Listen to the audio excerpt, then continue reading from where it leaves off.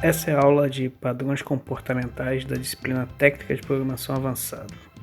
O objetivo da disciplina é apresentar os princípios da programação orientada a objeto e padrões de projeto que permitam ao aluno produzir software com qualidade. Nessa aula vamos falar sobre padrões comportamentais, mostrar alguns exemplos de problemas comportamentais e como solucioná-los, além de apresentar outros exemplos de padrões comportamentais. Problemas comportamentais aparecem quando precisamos definir o comportamento de objetos em determinadas situações complexas.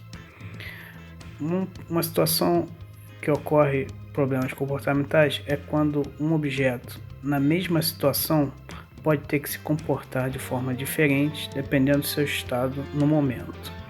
Gerenciar a mudança de comportamento pode ser uma atividade complexa, dependendo da quantidade de estados que o objeto pode assumir. A solução para esse problema é criar um conjunto de classes para representar cada estado do objeto e deixar cada classe implementar o comportamento associado ao estado que a classe representa. Esse conjunto é chamado de state, e o objeto então irá ter um atributo state com o objeto do seu estado atual e repassar para ele a execução do comportamento.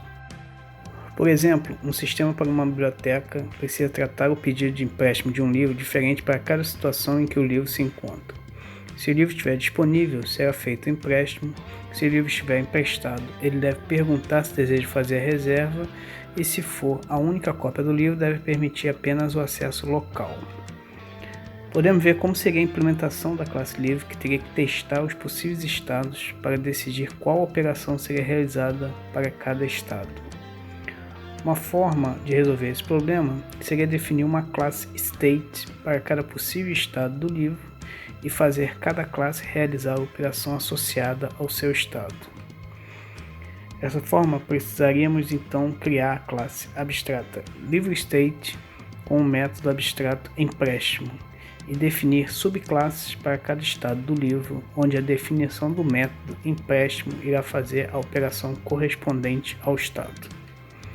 A classe livro teria então um atributo do tipo LivreState e o método empréstimo irá transferir a decisão para qual comportamento realizar para o objeto state chamando o método empréstimo dele.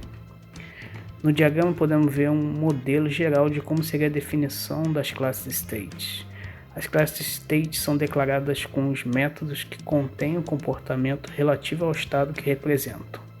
A classe context tem um atributo do tipo state e repassa a chamada do comportamento para esse atributo.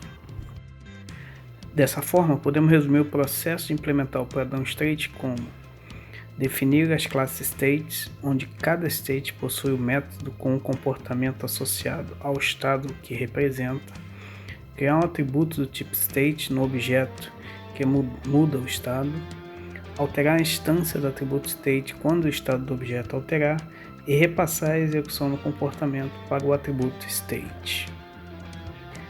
Outro problema seria a situação onde um objeto precisa realizar alguma ação se o estado de um outro objeto alterar. Uma solução seria o objeto ficar monitorando o outro para verificar de tempos em tempos se o estado alterou e assim realizar a operação necessária. Porém, essa solução pode ser problemática, pois o monitoramento constante pode ser uma atividade muito custosa em relação ao processamento.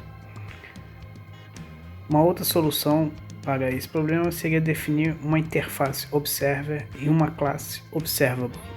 A ideia é que os objetos que implementarem a interface observer irão se cadastrar como interessados na mudança de estados de objetos do tipo observable. Os objetos observable irão notificar os observer cadastrados sempre que seu estado alterar. Por exemplo, um sistema de divulgação de notícias precisa se manter atualizado com as novas notícias que são cadastradas em um servidor de notícias. Se o sistema ficar verificando de tempos em tempos se existem novas notícias, vários acessos ao servidor teriam sido feitos desnecessariamente. Podemos ver como seria a classe servidor de notícias, que tem um método para adicionar novas notícias e outro para retornar últimas notícias no servidor. Uma classe jornal tem um método que busca as últimas notícias no servidor e divulga as novas notícias.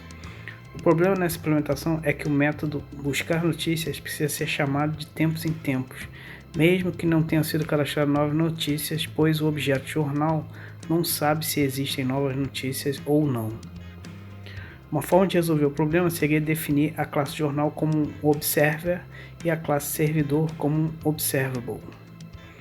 Teríamos que definir a interface observer com o método update e implementar a classe observable com a lista de observer, um método para cadastrar um novo observer na lista e o método que notifica todos os observers chamando o método update deste. Então, iremos alterar a classe servidor para herdar de observable e chamar o método notify quando uma nova notícia for cadastrada. E a classe jornal deve implementar a interface observer e implementar o método update para recuperar as notícias. No caso, basta fazer o método buscar notícias virar o método update. Também será necessário chamar o método para se cadastrar como observer no servidor. Assim, a busca por notícias só será executada quando efetivamente tiver novas notícias para buscar. No diagrama, podemos ver um modelo de como seria a definição da classe Observable, com a lista de observer e os métodos para registrar e desregistrar os observer, e o método para notificar os observer registrados caso o estado mude. Também podemos ver a interface observer com o método update que deve ser implementado em todos os observers e serão chamados pelo método notifica do observable. Podemos resumir o processo de usar o padrão observer como definir a interface observer com o método update, definir a classe observable com a lista de observer, métodos para inserir e remover o observer da lista e o método notify, que irá chamar o método update de todos os observers registrados. Por fim, a classe que tem interesse em monitorar o estado de um observable deve implementar a interface observer e definir seu método update com a ação que deve realizar na mudança de estado. Um outro problema seria a situação onde uma nova operação precisa ser realizada em diversos objetos, mas só é possível saber em quais objetos durante a execução do sistema, de forma dinâmica. Assim, fica complicado definir seus comportamentos na definição das classes desses objetos. A solução seria implementar uma classe Visitor, que fará a implementação do novo comportamento e irá visitar todos os objetos que se deseja realizar a operação e executar o comportamento. No diagrama, podemos ver um modelo de como seria a definição de uma classe Visitor, que irá implementar os novos comportamentos e aplicar a operação nos objetos elementos. Outro problema comportamental é na situação onde diversas operações precisam ser realizadas com um formato entre elas, porém cada operação pode variar conforme o objeto que estiver realizando. Quando esse formato segue um padrão complexo, surge o problema. A solução seria definir um método como template para a relação entre as operações. Esse método é chamado de template method e define como serão chamadas as operações entre si. As classes que usam o template method podem definir como cada operação será realizada, mas não podem redefinir o método template.